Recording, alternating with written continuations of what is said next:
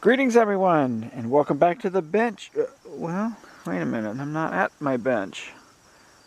I'm about 350 miles away from home, matter of fact. Up here in Michigan, visiting a friend.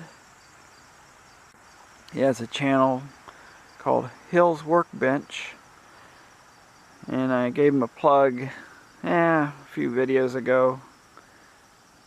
Last year, I think.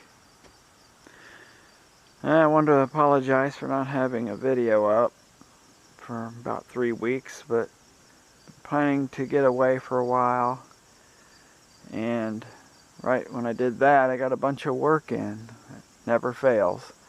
Always gets busy when I want to, take some time off. But anyhow, I wanted to make a quick video. We had one of these LM1875 kits, and just wanted to put it together real quick and see if we can get it working. I don't know if they still make these things. They're pretty nice. I made a video on one of these kits a few years ago. But yeah, I'm gonna assemble it, let him solder it up, and see if the thing works. Okay, I got the little kit unpacked here. Got all the little components. So I'm trying to roll away here, trying to sneak away. I really like the layout of these boards. Really well done. You can see the grounding and the supply. Star grounding. Very good boards. Wonder if they're still available. And they did really well. They stole this design out of an Australian magazine, one of the electronics magazines. And they even included the low pass filter that blocks RF from the amplifier. They got all the components, the two caps, the electrolytic and the film on the supply rails. So they didn't cheat anywhere. I don't know about the authenticity of the components. I know the chip is authentic. At least it was in the kits that I bought. I decapped one of them and it had a large die inside, about 10 square millimeters.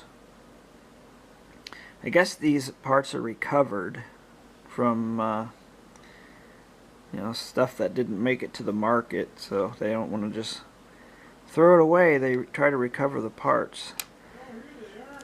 But anyhow, I'm going to start assembling the board, get all the components on, and have on-tone solder it up, and then we'll test it out. Okay, got all the components placed in. So pass it off to on-tone. He's going to solder it up. Some of these components won't stay in, so have to solder them in, tape them in, or hold them in some way when soldering, because they'll just fall out when the board's upside down. Blue tack. Yeah, whatever works. Okay, we have on-tone here soldering away on the board. Say hi, Antone. Hello. See, this is how I breadboard. This is a breadboard in my lab. Yeah. And this is how I put stuff together. This is probably one of the messiest benches you'll ever see. He's got another one over there. Almost as messy. But we'll let him finish this off and we'll hook it up. Here is Charo the cat. Hi, Char. He's more of a purr here. I don't know if you can hear him. Come here, Char. Charo. Where are you going, Charo?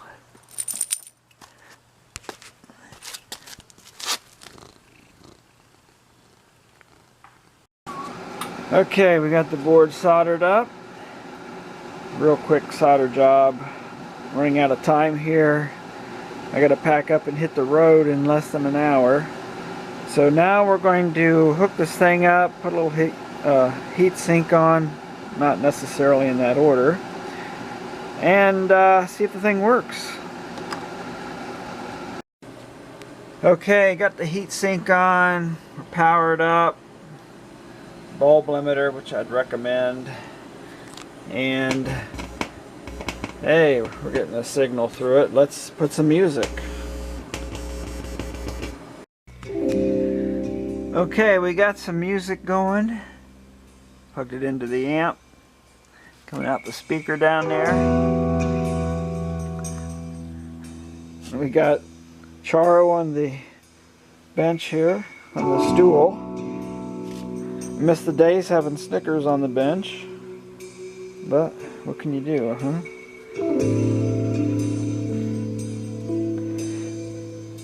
And there you go. That'll fade out. Fade out real quick.